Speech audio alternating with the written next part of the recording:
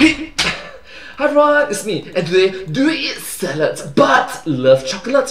Why not? Chocolate salads. Yeah, right, good, right?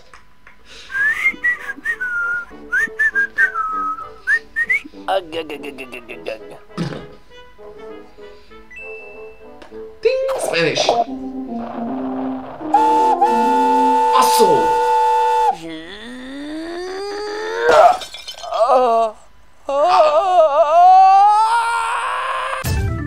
Popeye the Salad Man. Eat some spinach.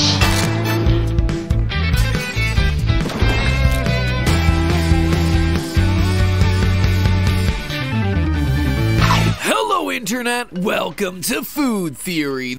Hello Internet, welcome to Food Theory. So, hi, let's start.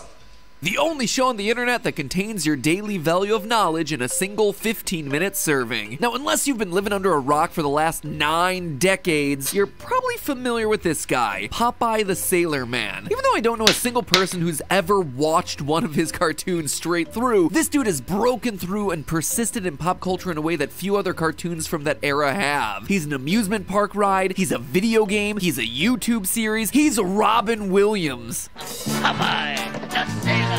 I'm Popeye the Sailor. That one is a weird watch. Eat this spinach. See you in Davy Jones's locker. Alright, that is pretty weird. Very cringe. Very, very weird. There's even a theory Why? that Jeeps, you know, the four-wheel drive military vehicles, yeah, those things, they may have gotten their name because of Popeye. You see, in the comics, there's a character named Eugene the Jeep, an extra-dimensional dog-like creature, because why not give the really strong sailor guy a sidekick that can hop between realities? Anyway, because Eugene the Jeep was small and able to move anywhere, soldiers during World War II used the word Jeep as the nickname for their small all-terrain vehicles, and it just kind of stuck. But all of that is small potatoes compared to Popeye's true legacy. We aim to please.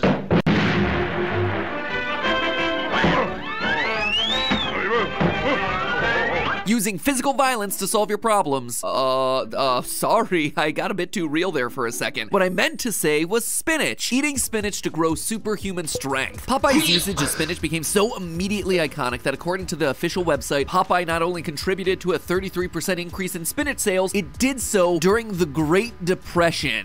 And I just love it that Mappa included the Dragon Ball reference. One of the toughest times in economic history, and Popeye is just out here making dat green by eating dat green. And honestly, from there, the rest is history, with Popeye's love of spinach living on in parodies to this very day. All right, guys, I know this looks desperate, but I got this can of spinach.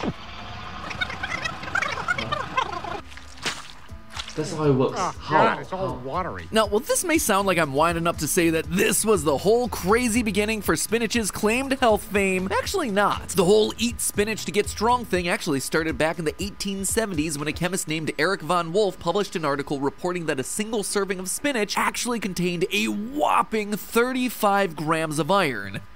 But you must recognize that it's in the 1970s.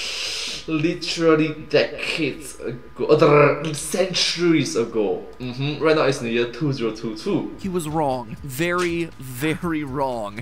Centuries ago. That would be the equivalent of chewing out a paperclip. The story always goes that he misplaced a decimal point in his calculations, thereby misreporting the amount of iron in spinach by a factor of 10. But the real reason seems like it was more rooted in bad experimental design. And that, my friends, is why you never do your math homework using a pen. It's also worth noting, in an ironic twist, Popeye didn't actually start eating spinach for its iron content like everyone assumes. Rather, he did it for its vitamin A content. Going back to the very first time ever Popeye explains why he eats spinach, he says, quote, "Spinach is full of vitamin A, and that's what makes humans strong and healthy." Clearly, it's not what helps dem humans speak the proper English. Regardless Okay, first of all, your English.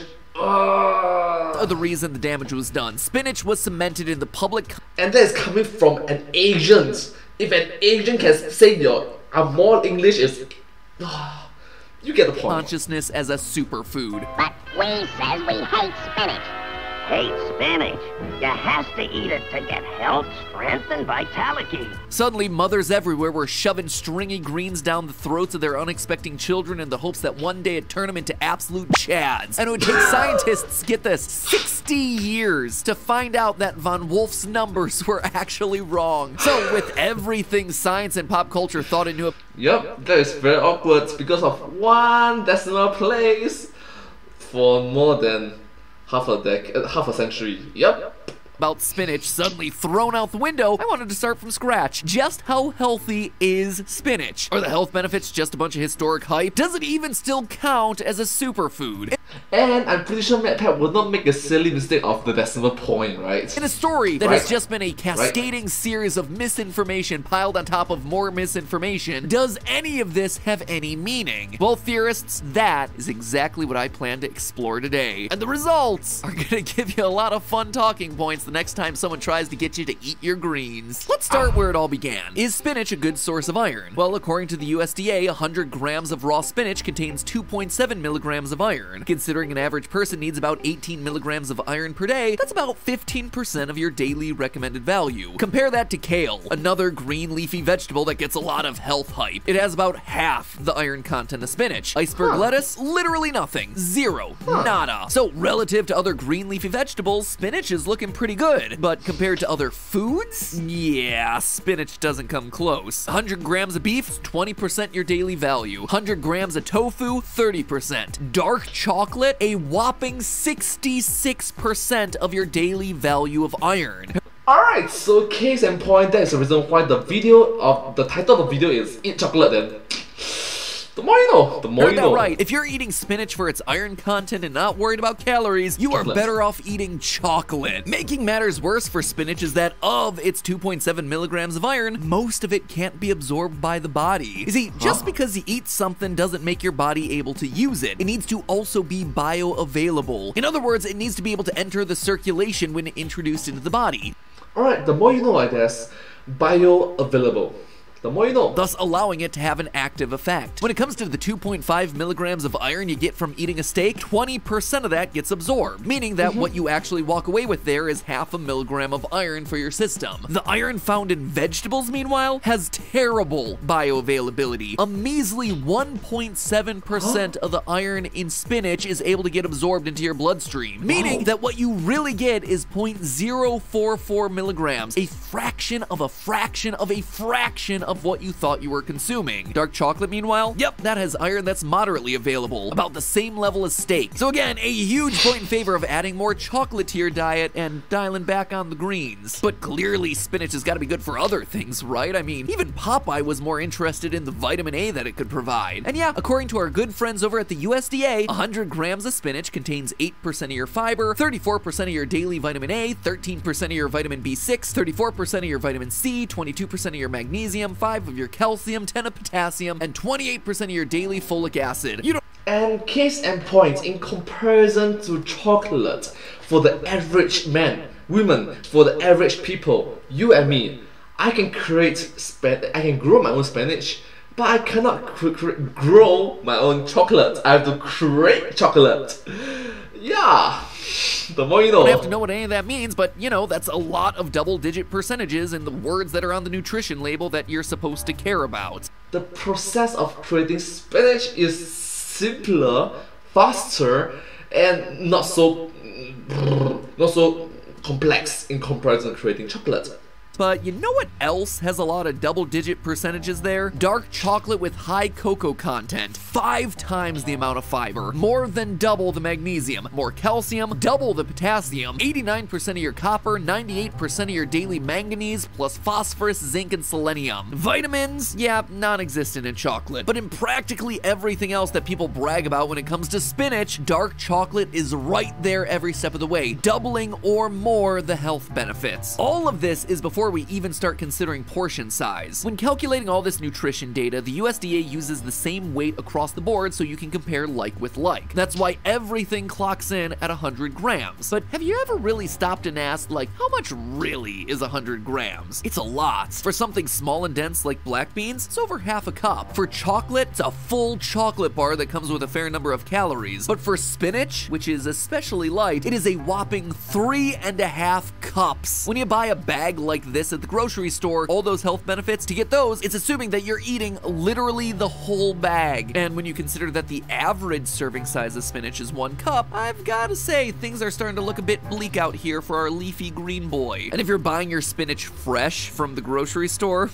boy, have I got news for you. Your spinach likely won't contain even half of those nutrients. Let's talk about grocery store delivery chains, shall we? You ever wonder how a grocery store is able to sell certain fresh foods year-round, even though, you know, foods are grown in seasons? Well, that's because most of the quote-unquote fresh produce found in chain grocery stores was actually harvested several weeks to even months prior to them ending up on the shelves. You see, in order to supply staple fresh veggies year-round, a producer needs to first extend the shelf life of the harvest. This process normally starts by chemically treating the foods, packaging them, and then placing them in a controlled atmosphere. These atmospheres are often low in oxygen and high in CO2 in order to slow the production of ethylene, the hormone that's responsible for ripening fruit. Yeah, I know, we don't typically think about fruit as having hormones, but apparently if you slow this thing down, you won't have to worry about your fruit going through fruit puberty anytime soon. Some of the worst offenders of this are apples, which according to an article published in Agricultural Research magazine back in October of 2007, can be stored under controlled atmosphere conditions for up to 10 months before they hit a store shelf. So while your spinach isn't being stored for nearly that long, it is taking a couple of weeks before it even makes its way onto your dinner plate. By that time, most of its nutritional value has already been lost. A 2004 study found that it only takes 8 days in a refrigerated environment for spinach to suffer a nutrient loss of over 50%. That means that by the time those leafy greens hit your stomach, they're pretty much just complicated water. In fact, from a health standpoint, you're better off eating frozen spinach than the fresh stuff, because the other stuff gets frozen before it has time to lose all those nutrients. You know what doesn't easily lose its nutritional value? Dark chocolate, just saying. But hold on, theorists, because there's one more spinach health claim that we have yet to discuss, and it's oddly relevant now because we just got through a Winter Olympics where, surprise, surprise, in what seems to be an Olympic tradition at this point, Russia is suspected of doing something sketchy with their athletes. Yep. In the year 2022, Russia is... In the year 2022, Russia, you done mess up. This year, it was a banned drug named trimetazidine. Before that, it was, well... And this video came out before the war in Ukraine.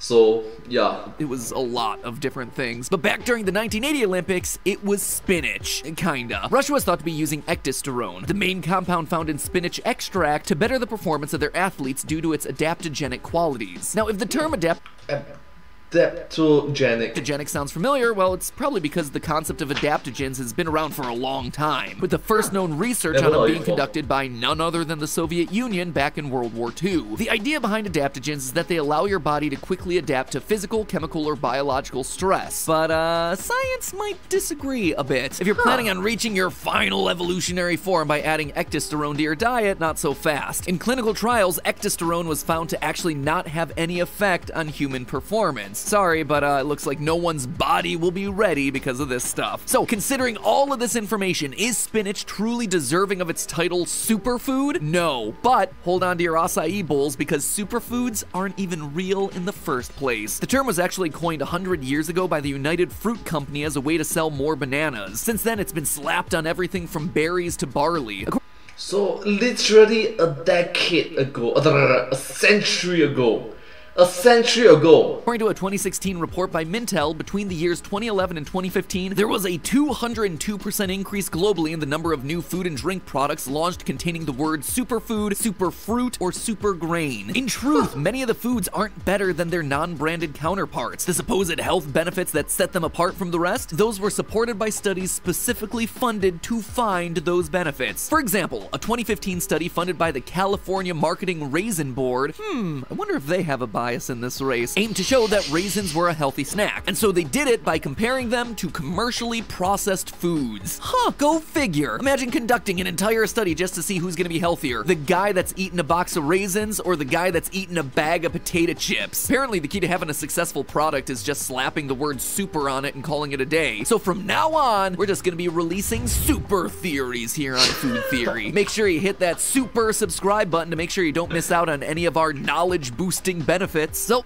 subscribe and super click on the notification bell as well. Ring it, ring the notification bell. Thank you. There you have it, friends. Spinach, it's fine. As long as you consume it immediately out of the ground and eat a lot of it, then yeah, you're gonna get an okay amount of health benefits from it. Or, you know, the alternative is just managing your calories properly and eating some dark chocolate. The only bad news for Popeye is that it doesn't come out of a can. Speaking of superfoods, super tasting foods that is, it's time to talk about our sponsor for today's episode, HelloFresh. With HelloFresh, you get fresh, pre-portioned ingredients and seasonal recipes delivered straight to your doorstep. I know it's a little past Valentine's Day, but time is an illusion, so I'm just gonna go on this tangent anyway. Basically, every February, I make it my sworn duty to do 14 nice things for Stephanie. One for each day leading up to Valentine's Day. And one of those things is almost always making her a home-cooked meal. Now, if you've tuned into this channel long enough, you know that it's not really my specialty. Oh God, no wonder I feel sick. I feel so sick. No, it's fine. It's edible sawdust. But with HelloFresh, I was able to make the whole Yep, it's edible sawdust. For a meal, for your wife, your partner, your spouse.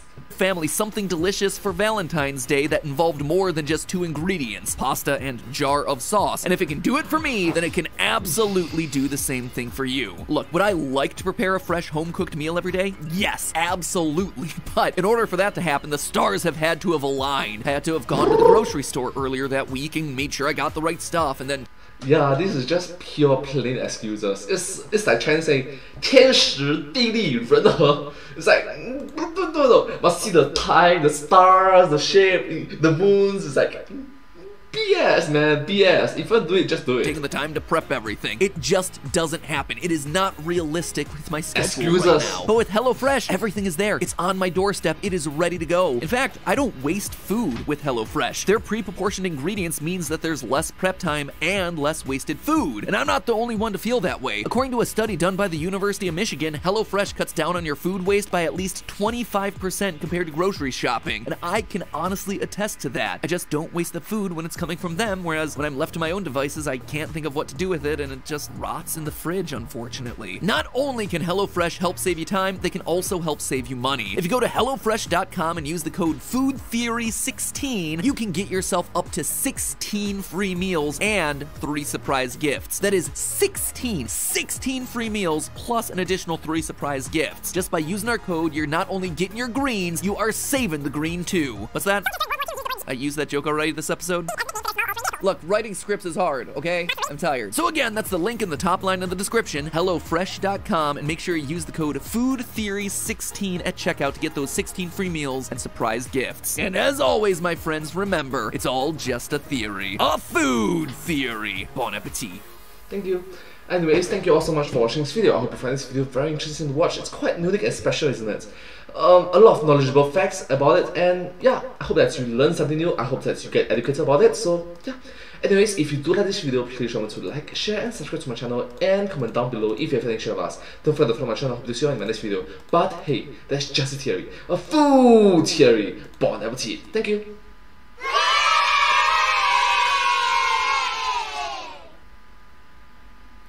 And I hope to see you in my next video. Bye bye. Thank you so much. Subscribe.